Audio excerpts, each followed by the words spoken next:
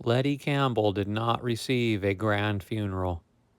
There was no preacher to say the words, no procession of mourners dressed in black, and no carved headstone to mark her place in the earth. In the end, there were only the fields, the cold wind, and the family who had long since mourned her before she had even drawn her final breath. It was Abigail who found her. She had known it was coming. A mother always knows these things. And for months, Letty had wasted away, becoming little more than a breath, a shadow curled against the wall. She had stopped speaking entirely and stopped moving. And then, one morning, when Abigail brought up her food, she saw it. Letty, still and quiet, her dark hair spread around her like tangled roots, her hands folded against her chest, her eyes open but unseeing. Abigail stood in the doorway for a long, long time. She had pictured this moment in her head more times than she can count, and she often wondered how it would feel to know finally that Letty was at peace. But there was no peace here, just an empty room, just an empty body. A part of her wanted to scream, to wail like an animal, to claw at the walls and curse God for taking her daughter, for leaving her to rot in this prison of a house. But she didn't.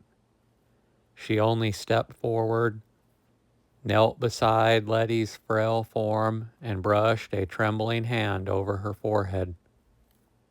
"You can rest now, baby," she whispered, her voice breaking.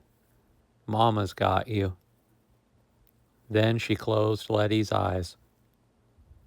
Thomas was already dead by then. James was long gone. Mary and Sammy had built lives of their own, far away from the haunted house that had swallowed their childhood. And so it was only Abigail who tended to the burial. She did not call on the neighbors. She did not send for a preacher. This was a private thing, a mother's burden. She dug the grave herself. The soil was frozen, hardened by the first chill of winter, but she worked until her hands bled, until her back ached, and until there was a place deep enough for her daughter to rest. She chose a quiet spot just beyond the wheat fields, where the land sloped gently downward, looking toward the river. It had been Letty's favorite place as a child. She used to sit there for hours, toes buried in the dirt, watching the water move, whispering to herself about the things only she could see. Abigail laid her in the ground with her own hands. No coffin, no shroud was needed, just the earth embracing her, pulling her back into itself. She stood there for a long time after, staring at the mound of dirt, hands clasped, lips pressed tight together.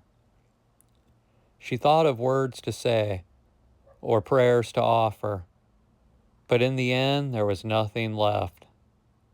Letty had been gone for years, truthfully.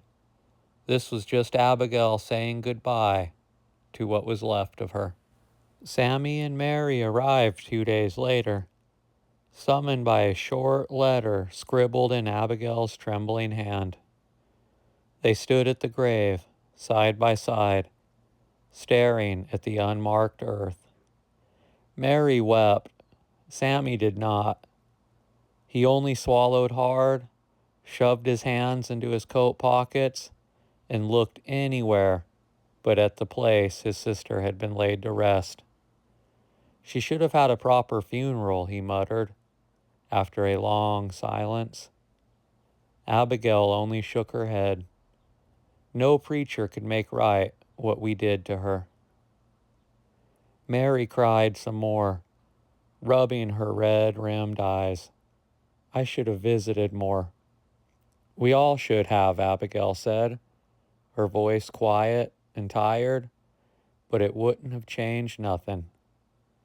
They stood there until the sun began to dip, casting long shadows over the wheat fields. Then, one by one, they turned and left. James never came. Abigail never asked why. The farmhouse rotted slowly after that. Abigail stayed for a while tending to the land and keeping busy with the things that had always kept her from thinking too hard. But the house was empty now, and the upstairs was silent. The air felt heavier than ever, as if the walls themselves carried the weight of what had happened there. One morning before the first snowfall, she packed a small bag, left the house, and never returned. Years later, the land would be sold off to strangers. The new owners found no trace of Letty Campbell, no grave marker, no records, but sometimes, in the quietest hours of the night, when the wind whispered through the trees, they swore they could hear something in the distance. A soft humming, a distant laugh, and the echo of a girl's voice carried on the wind. The end.